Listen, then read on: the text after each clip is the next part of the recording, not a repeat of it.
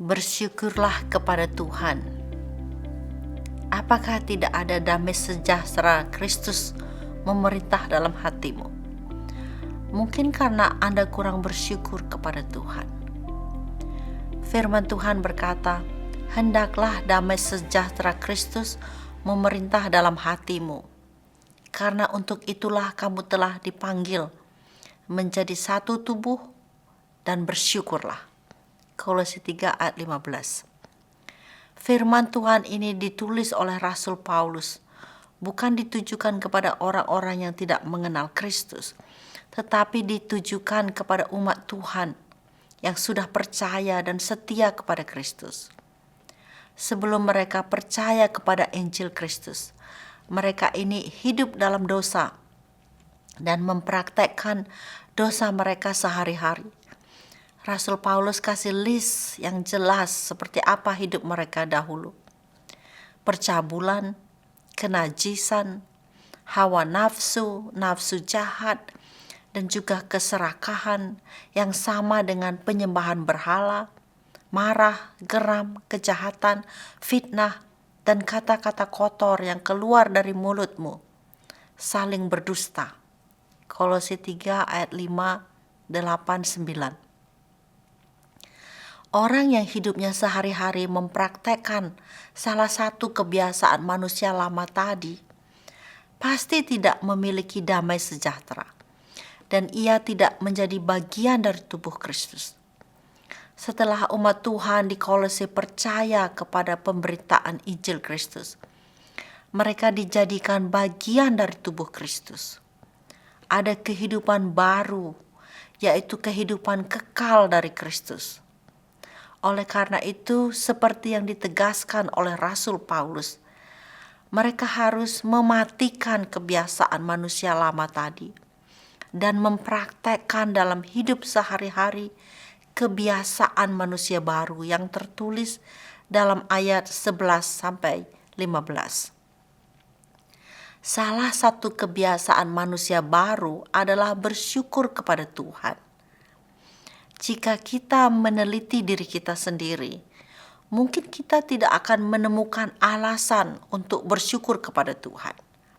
Sebaliknya, kita justru akan memiliki banyak alasan untuk mengeluh.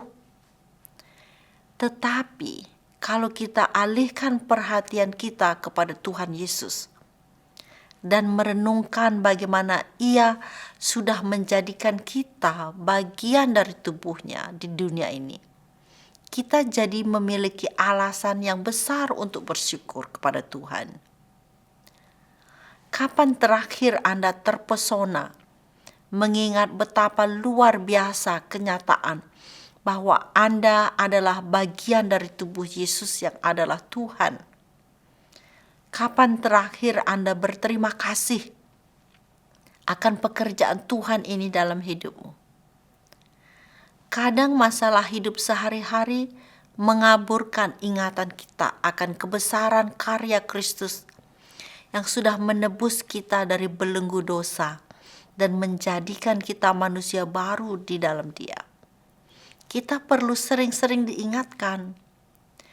Mengucap syukur kepada Tuhan seperti membuka pintu hati untuk terang Tuhan masuk dan menerangi, sehingga kita menjadi sadar bahwa Tuhan Yesus adalah Raja Damai yang bermaksud memerintah hati kita.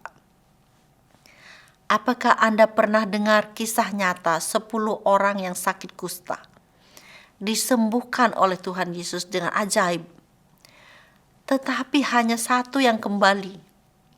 Firman Tuhan berkata, seorang dari mereka ketika melihat bahwa ia telah sembuh, kembali sambil memuliakan Allah dengan suara nyaring, lalu tersungkur di depan kaki Yesus dan mengucap syukur kepadanya.